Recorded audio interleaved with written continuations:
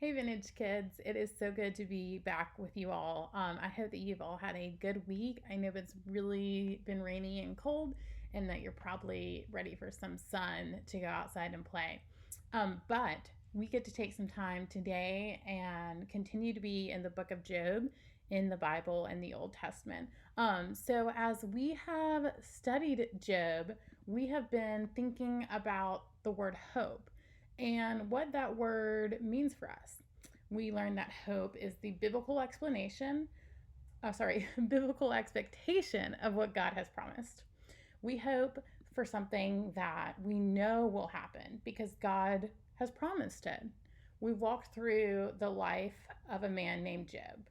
Remember, Job was a man who was called righteous. He was a good guy. He hadn't done anything wrong, but some really hard things happened to Job. Does anyone remember what happened to Job? So let's remember, he lost all of his animals, his servants, and family.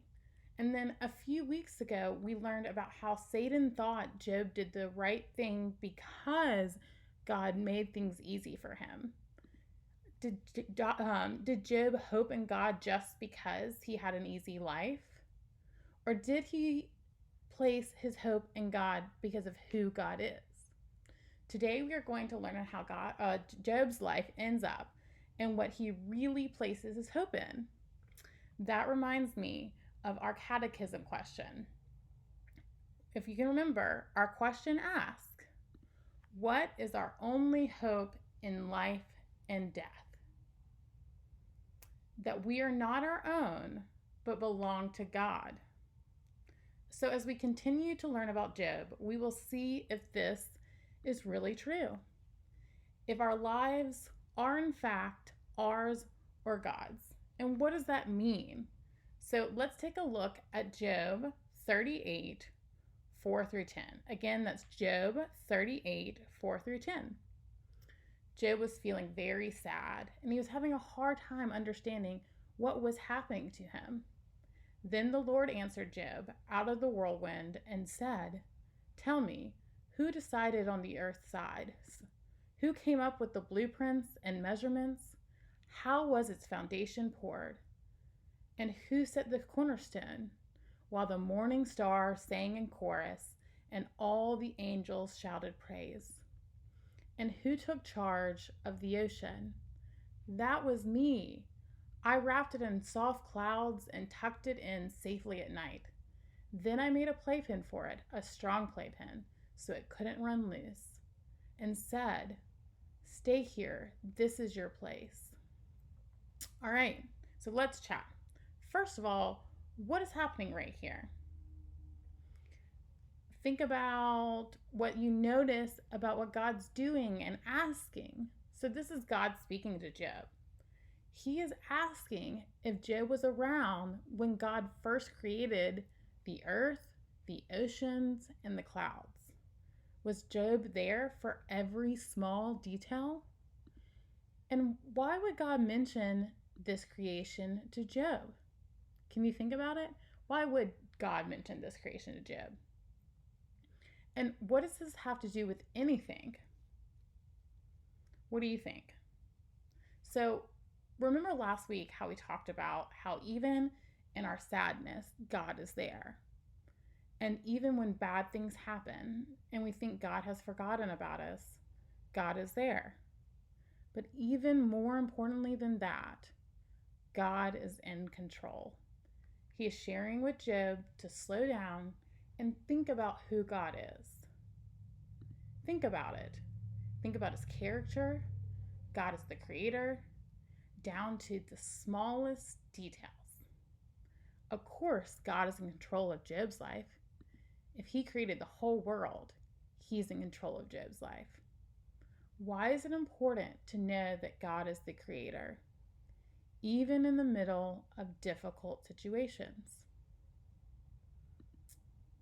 And then, how do you think Job felt when he was at his lowest point, hearing from God and hearing that God is in charge of the smallest details? How would that make you feel? if you're in your saddest times and things are really, really difficult, but you know that God, the creator of the universe, is in control of everything and is looking out for you and has you in his hands. I hope that's something you can think about this week when things are going hard. Have a wonderful rest of your week, and I look forward to seeing you soon. Bye, y'all.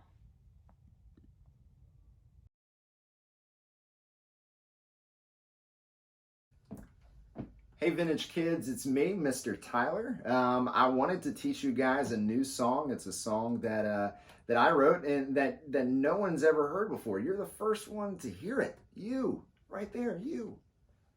It's pretty exciting. So, in this next series that you're about to go through, it's going to be in Hebrews. There's a verse that's going to be really important to that time, and you're going to learn about it in your Sunday school and in your kids' time every Sunday. It's Hebrews 10:23.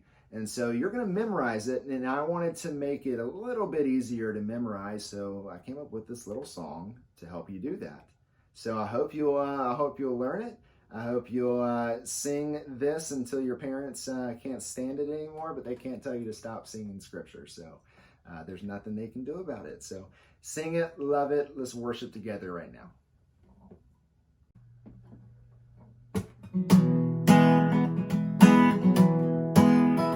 Let us hold fast the confession of our hope without wavering, for he who promised is faithful.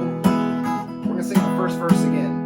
Here we go. Let us hold fast the confession of our hope without wavering, for he who promised is faithful. He who promised, he is faithful. He is faithful. He who promised, he is faithful. He is faithful. Sing that first verse.